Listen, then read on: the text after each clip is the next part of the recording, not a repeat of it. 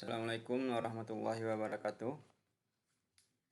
Eh, Hari ini kita lanjutkan kuliah pada pertemuan kelima, kuliah elemen mesin, yang akan kita bahas tentang sambungan pada paku keling. Oke, macam-macam sambungan yang ada di teknik mesin atau di teknik umumnya. Yang pertama itu paku keling. Ini merupakan jenis sambungan yang paling tua yang sudah pernah dilakukan, dibuat. Kemudian ada baut, kemudian ada las, lem. Nah, paku keling sendiri itu adalah bentuknya seperti ini. Dia hampir sama dengan baut.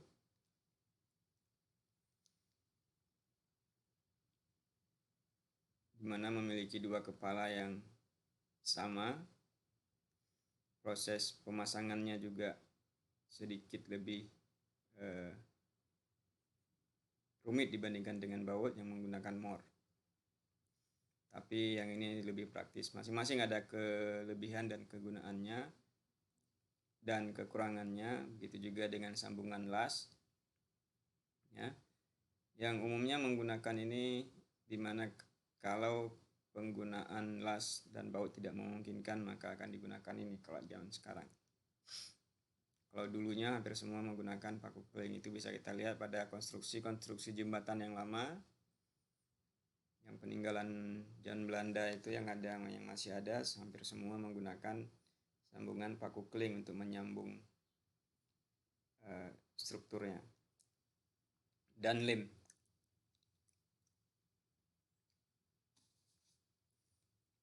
Untuk lem ini mungkin hanya digunakan terbatas pada konstruksi-konstruksi yang tidak terlalu membutuhkan tegangan yang tinggi. Tidak terjadinya tegangan yang tinggi pada konstruksi tersebut. Oke. Nah, untuk pertemuan ini kita akan bahas dulu satu, yaitu paku keling. Kalau bahasa Inggrisnya biasanya disebut rivet.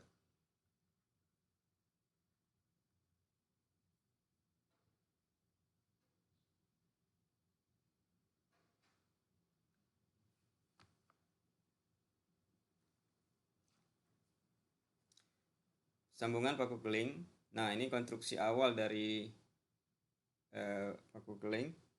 Bentuknya seperti ini. Dia ada kepala, ya. Kemudian ada batang paku keling atau badannya. Kemudian ekornya. Nah, ekornya ini nanti yang akan dibentuk akan menjadi kepala juga. Nah, ini proses pemasangannya. Kepalanya. Nah, dilihat di sini awalnya antara lubang dengan lubang plat yang akan disambungkan dengan paku kelingnya itu ada terjadi pelonggaran. Ada longgar. Kemudian ini baru ditimpa dengan die, yaitu bentuk cetakan yang akan menyerupai sama dengan kepala yang sebelahnya.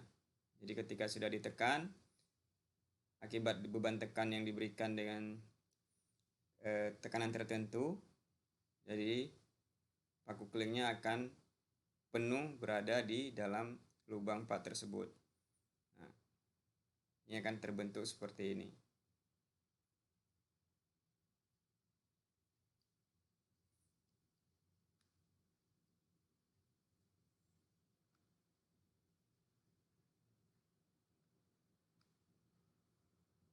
Oke.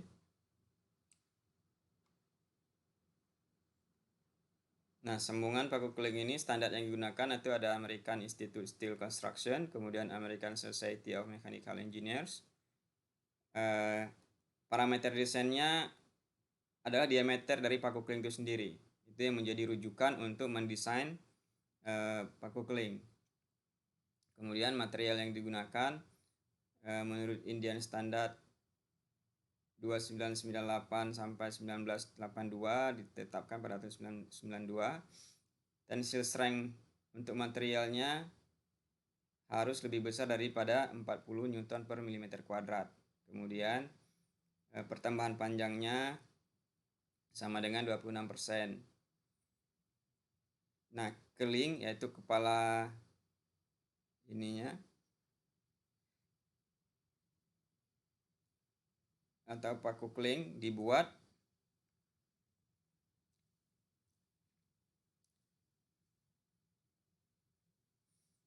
dengan cara cold heating atau hot forging, yaitu biasanya dilakukan dengan press panas. Ini ketika ini ditekan, kemudian pakunya dikasih panas dulu, kemudian baru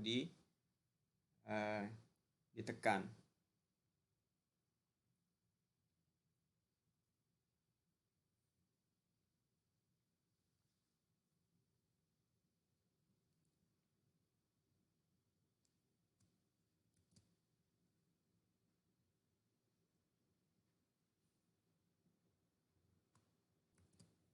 Oke, kira-kira ini salah satu contoh bagaimana rivet atau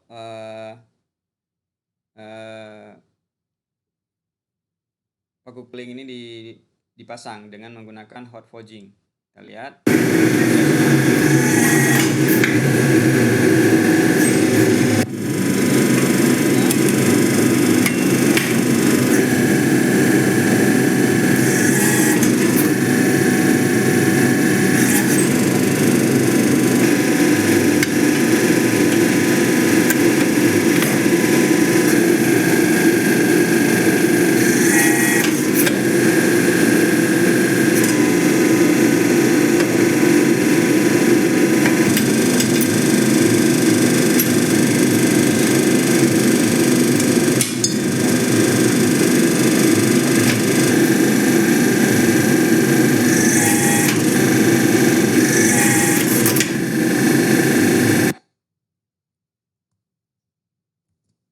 Oke, jadi itu tadi proses pemasangan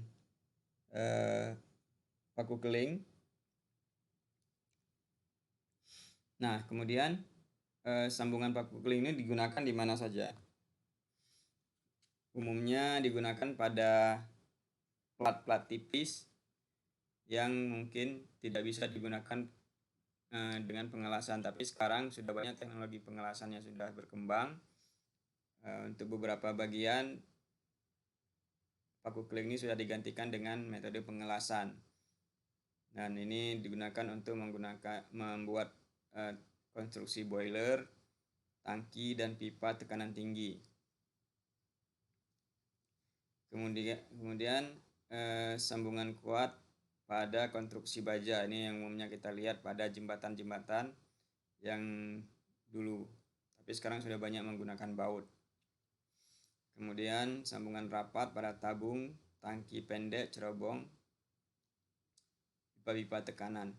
Sambungan pengikat untuk penutup chassis, misalnya pesawat terbang. Nah, di pesawat terbang kan platnya dari aluminium. Kalau aluminium itu belum bisa dilakukan pengelasan, dia akan menggunakan paku keling. Tapi paku kelingnya memang tipis. Itu sambungan plat yang tipis menggunakan paku keling seperti ini. Nah, yang paling umum yang kita gunakan, yang paling kita lihat adalah di orang-orang yang pertukangan, yang tukang aluminium membuat peralatan rumah tangga, itu umumnya menggunakan paku keling sederhana. Itu ada alatnya, itu juga termasuk dalam paku keling. Nah, kelebihannya tidak akan longgar karena adanya getaran atau beban kejut. Nah, dia karena seperti yang kita lihat waktu pemasangan dan penjelasan saya di atas tadi, dia awalnya sebelum dipasang, misalnya ini plat, ini lubang platnya, sebelum dipasang dia akan ada jarak seperti ini. Nah, sesudah dipasang, dia akan memenuhi semua ruangan ini dan dia padat. Dan dia tidak akan berubah karena dia sudah menyatu dengan plat. Relatif murah dan pemasangannya cepat karena sekali press seperti itu. Kemudian ringan, lebih tahan korosi dibandingkan sambungan baut, kekuatan fatik lebih baik dari sambungan las, sambungan keling lebih sederhana dan murah untuk dibuat, pemeriksaannya lebih mudah, sambungan keling dapat dibuka. Dengan memotong kepala ini dia sudah dapat dilepaskan. Kelemahannya tidak dapat dilepas. Jadi tidak seperti baut yang lebih mudah pelepasannya. Dia harus dipotong, kemudian tidak bisa digunakan lagi dan harus diganti dengan paku keling yang baru. Nah, pencengkamannya tidak bisa diatur karena dia terbatas dengan press dari kepala itu saja. Jadi tidak bisa diikat seperti contohnya baut. Nah, tipe kepala keling ini ada banyak tipe tergantung dari jenis penggunaannya. Nah, kepala keling secara umum di bawah diameter 12 mm. Karena tadi sudah kita lihat parameter yang dalam perhitungan atau mendesain paku keling itu adalah diameter. Nah, kalau diameter 12 mm itu ada berbagai macam bentuk kepalanya. Nah, untuk yang ini namanya snap head. Ya, snap head. Kemudian dia lebar diameter ininya 1,6 diameter, tingginya 0,7. Ya. Ini sama, ini snap head, ini pen head bentuknya. Ini mushroom head, lebih lebar daripada snap head. Kemudian ini countersunk. Ini juga countersunk tapi lebih lebar. Ini.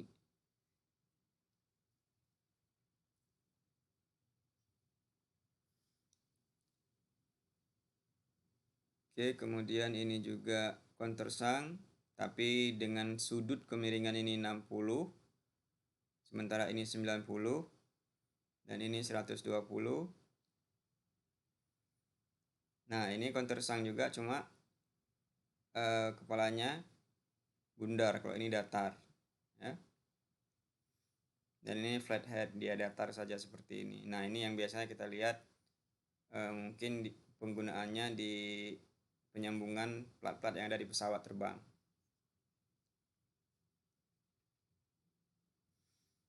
Nah, sekarang untuk diameter yang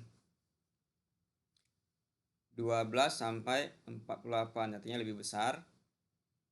Ya, sama, cuman hanya terbatas pada 6 bentuk ini.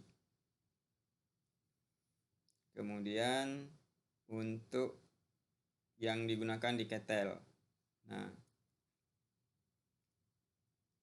ini bentuknya snap head tapi bedanya berbeda dengan snap head yang ada di paku keling umum. Nah, tipe sambungan keling yang pertama lap joint, sambungan 2 lapis.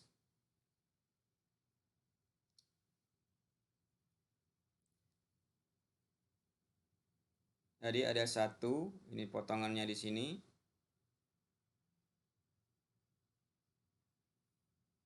Satu, dua, tiga disambung seperti ini untuk memperkuat. Jadi jarak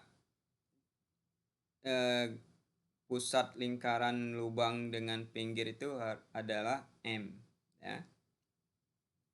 Nah, itu ada ketentuannya.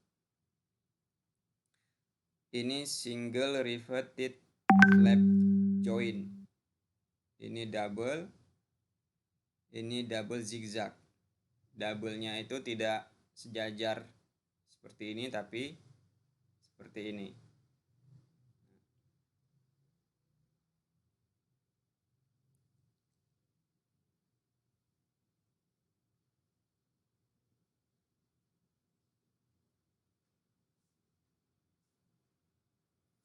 Ini pitch-nya, jarak antar pusat paku keling. Kemudian PB, jarak antar sejajarnya ke barisan paku keling yang lain.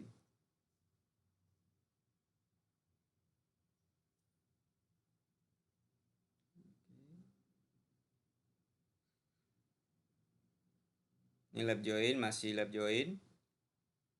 Nah, ini gabungan ya. Ini digabung semua, disusun 6 seperti ini, sementara yang di sini disusun zigzag. Jadi kalau kita lihat di sini ada pengurangan 1, ini ada 9, ini ada 8 penggunaannya.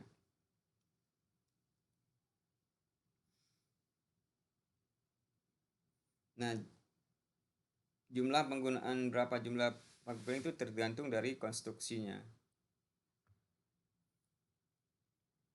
Ini saya besar aja dulu.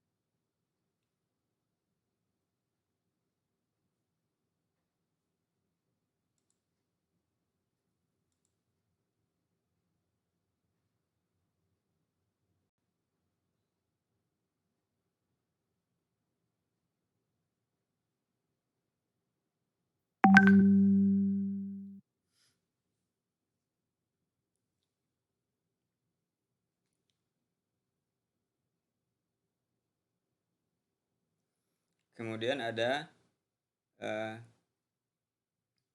butt join, dia 3 lapis. 3 lapis artinya di tengah 1, kemudian di atas dan di bawah. Nah, susunannya sama.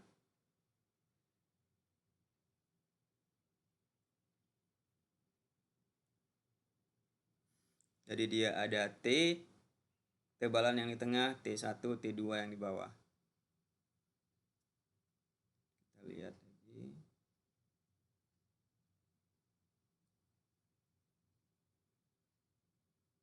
Nah, kegagalan yang terjadi pada paku keling yaitu keretakan pada sudut plat.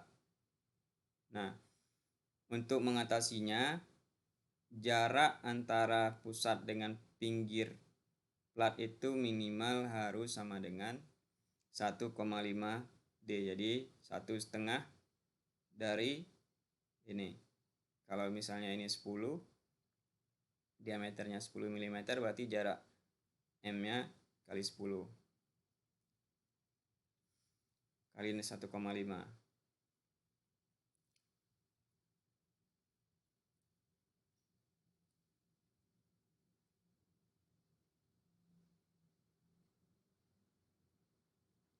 Oke. Kegagalan yang lain diletakkan pada seluruh plat.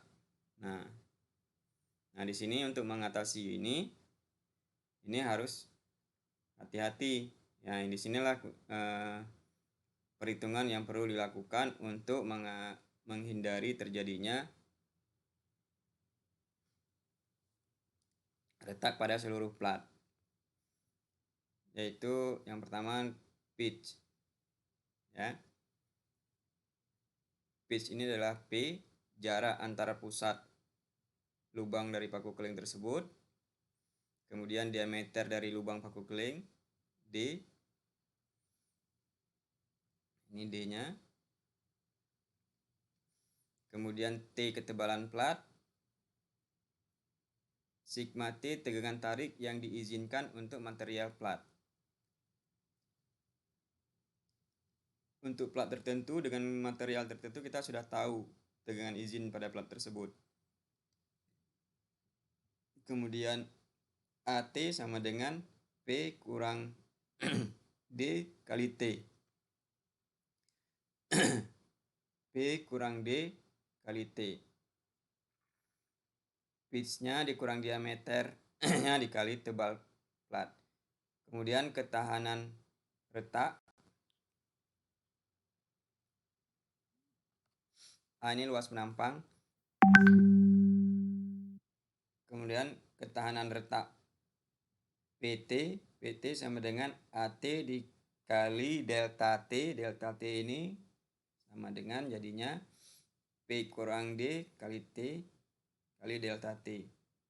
PT tidak harus lebih besar dari P, baru dinyatakan aman. Ketahanan retak dari plat tersebut harus lebih besar dari beban yang bekerja pada plat tersebut.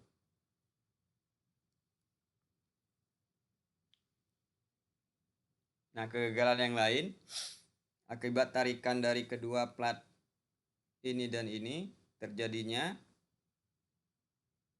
geser pada paku keling. Nah, ini dengan berbagai macam bentuk. Jadi ini kalau dia yang model 3 lapis ditarik 2 lapis begini, ditarik ke sini. Ini terjadi geser di sini. Kalau yang 3 lapis dua-dua seperti ini terjadi kegagalan geser. Nah, kegagalan sambung keling. Ini kalau digabungkan semuanya, pergeseran keling, diameter, tau tegangan geser, N jumlah keling per panjang pitch. Ini kalau geser tunggal, Pi per 4 kali D2, harusnya D kuadrat nih sebentar.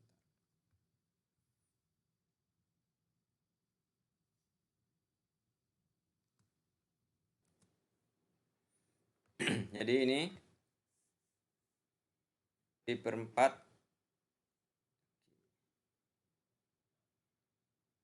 kuadrat, kemudian ini shear area, kemudian kalau yang double seperti tadi 2 kali Pi per 4 D kuadrat,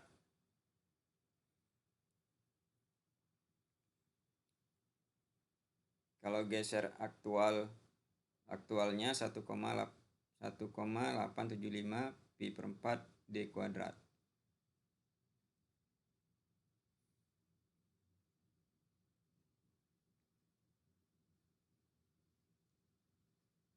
Ini N jumlah paku.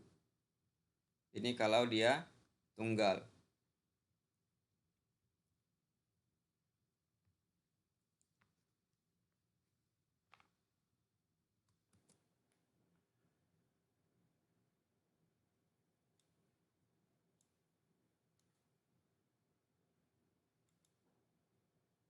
Oke.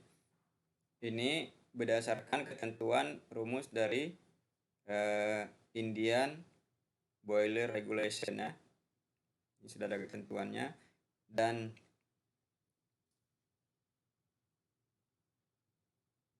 gaya geser pada plat itu harus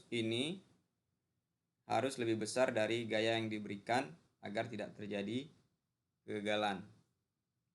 Nah, seperti yang kita lihat di atas sini,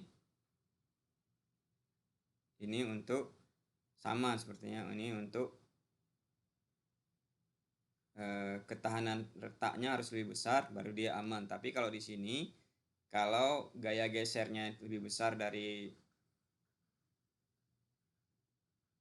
gaya yang terjadi pada plat ini, maka terjadi kegagalan, kerusakan. Jadi kalau PS ini lebih besar, maka terjadi kegagalan.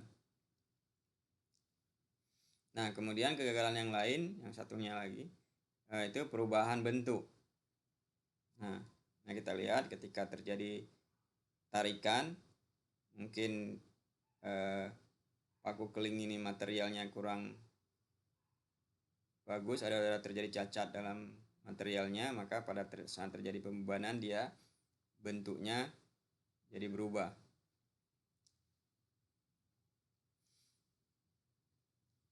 Nah ini sama ya, diameter, tebal plat, tegangan untuk terjadinya perubahan bentuk yang diizinkan material. Ini biasanya yield strength ya untuk yang ini. Jadi sebelum material itu berubah bentuknya akibat pembebanan. Jumlah keling, kemudian ini area crashingnya, diameter kali tebal, jumlah keling, kemudian beban crashingnya. Kalau lebih besar dari beban ini maka terjadi kegagalan. Kita lihat di contohnya. Nah,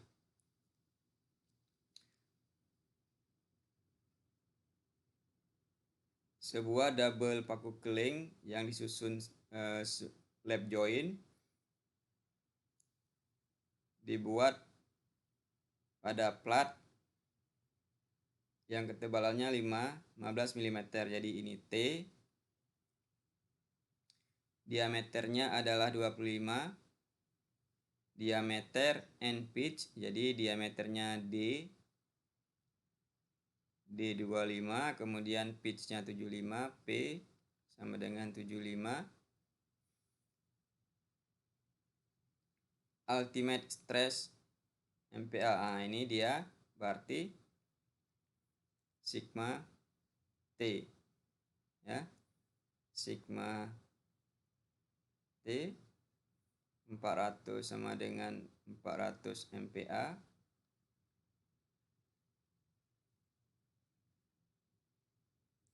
dan tau gesernya 320 MPa dan crushingnya sigma C 640 MPa.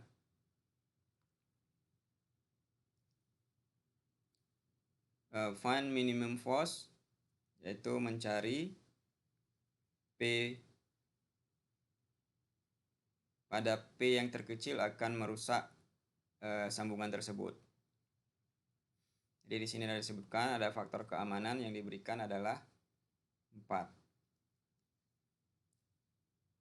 Di perhitungannya,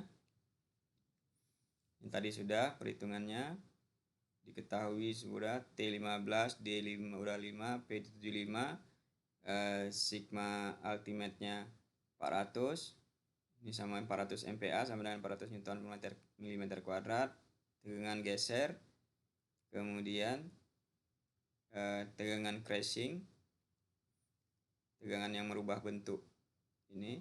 Nah, dari rumus yang dijelaskan tadi,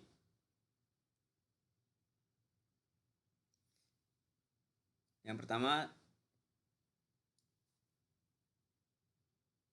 yang perubahan bentuk yang pertama, yang ini P kurang D kali T kali T, jadi sama dengan 75 kurang 25 kali 15 kali 400 sama dengan 300.000 Newton.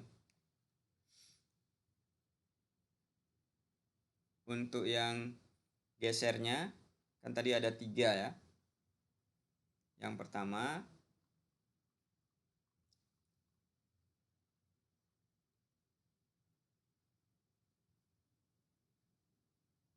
retak, kemudian geser, kemudian crashing. Nah,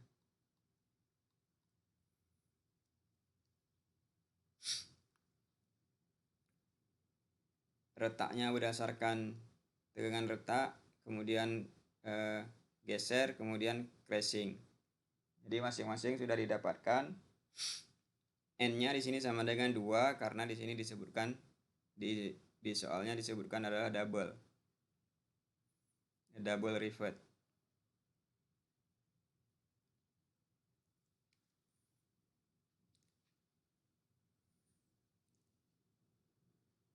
Jadi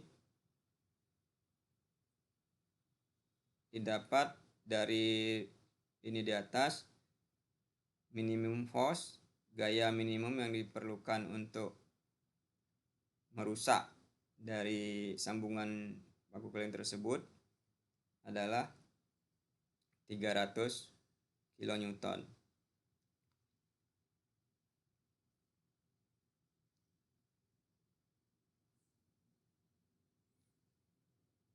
Kekuatan dan efisiensi sambungan keling.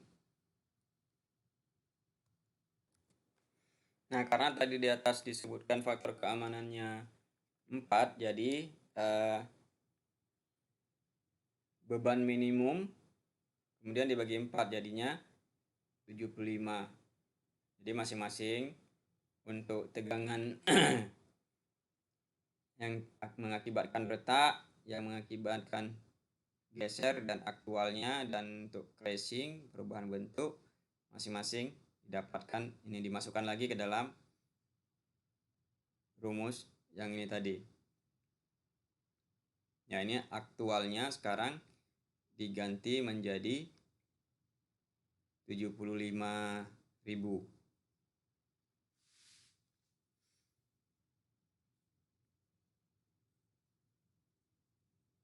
Ini 75.000.